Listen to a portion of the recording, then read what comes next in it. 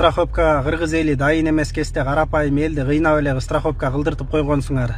Мейли эми кылдыртканыңар аз келгенсе ошо страховка эшектин тушамышын чечсе жакшы, эшектин да тушамышын чечпейт экен.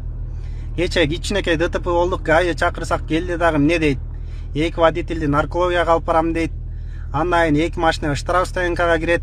Андан кийин 1800 сомдон төлөп экспертиза жалдайсыңар. Экспертиза жалдагандан кийин анан сотко өткөрөбүз. Анан соттун чечимин күтөсүңөр дейт. Ким күнөөлүү эмес экенин сот аныктайт дейт. Кичинекей нерсени на место чече албагандан кийин страховканын бизге эмне кереги бар? Өзүңөр ойлонсоңор, кичинекей нерсе үчүн 10-15 күн убактыңды кетирип, бир күнү горгайда, экинчи күнү штраф стоянкада, үчүнчү күнү сотто жүрсөң, анда бизге эмне кереги бар страховканын? Башка мамлекетте страховка кандай иштейт экенин биздикилер билбейт экен. Башка мамлекетте страховка кандай иштейт?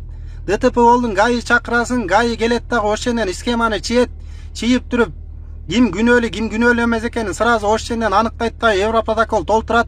Европротоколду толтуруп туруп, машина жүрбөй калса дагы айтат, кайда алып барасың, айда алып бар. Эвакуатор чакырасыңбы, каалаган жагыңа машинени алып кеткиле дейт. Машинени алып кетесиң дагы эртеси күнү страховой компанияга кайрыласың. Страховой компания өзүнүн адамдарын жөнөтөт, эксперттерин келип ушерфти эсептейт. Ушерфти эсептеп туруп, алар өздөрүнүкүн предлагать этет.